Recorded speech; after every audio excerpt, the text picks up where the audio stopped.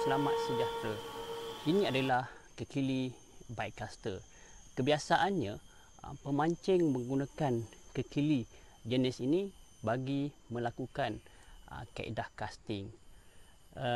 Kebanyakan di pasaran, kekili jenis ini akan dilengkapi dengan sistem brake.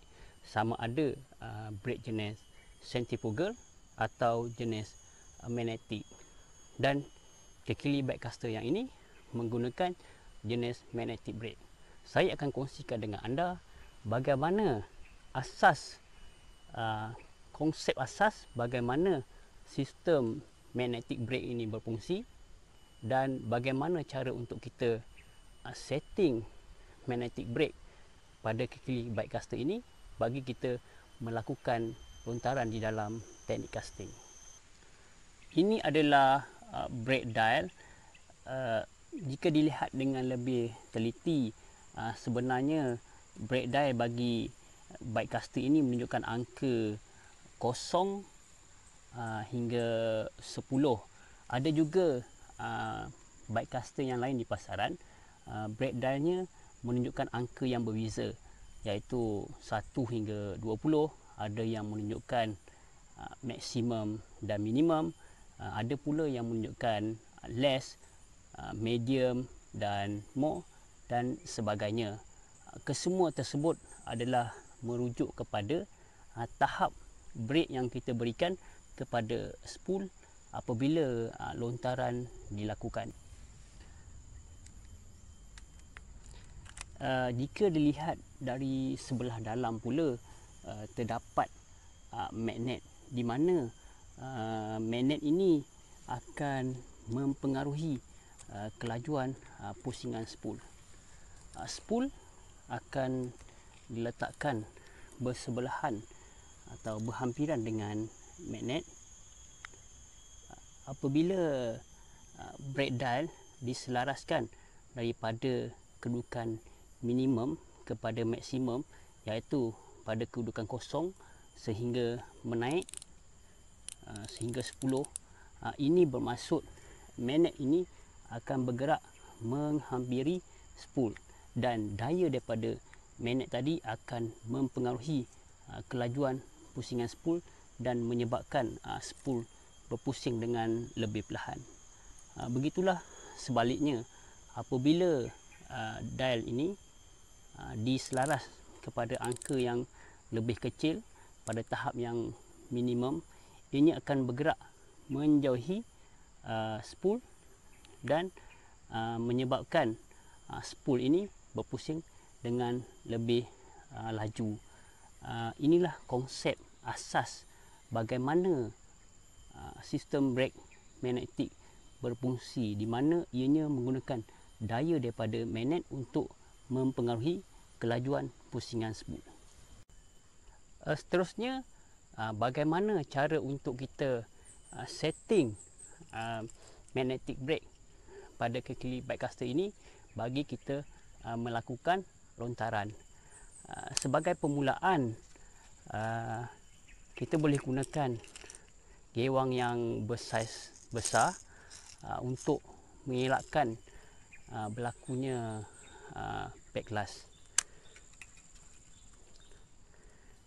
Sebagai permulaan, saya akan set brake dial pada tahap yang maksimum dan menggantung gewang di hujung joran.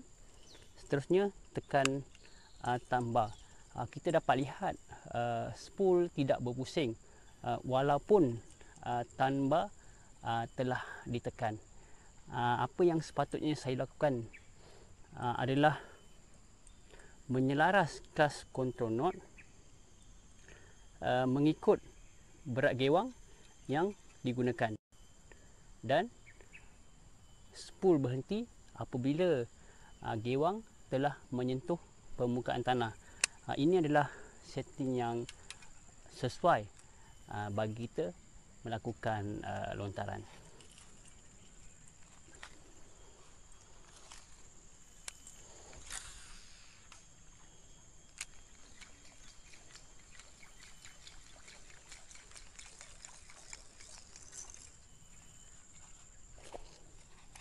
Sekiranya kita sudah mahir dengan setting brake pada tahap yang maksimum, kita boleh kurangkan brake pada tahap yang lebih rendah.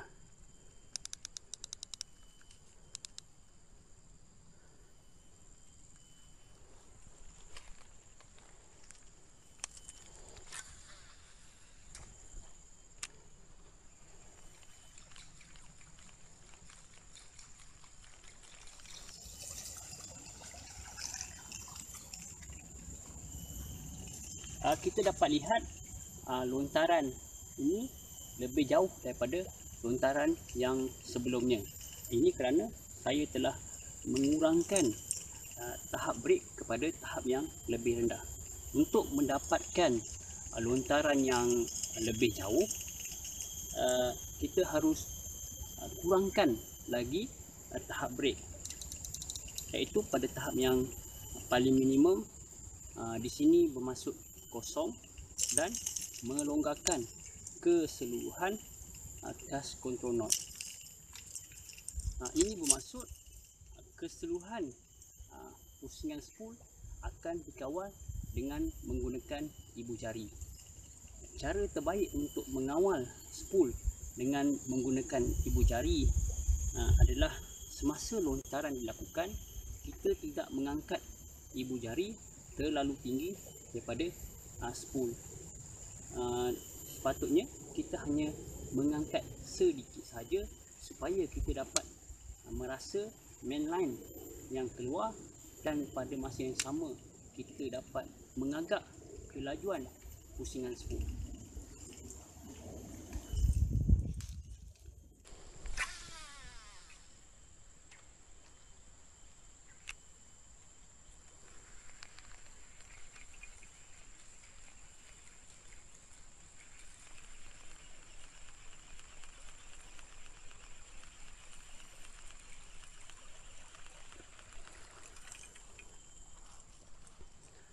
Kita dapat melihat lontaran kali ini lebih jauh daripada lontaran yang sebelumnya. Ini kerana saya hanya mengawal spool dengan menggunakan ibu jari.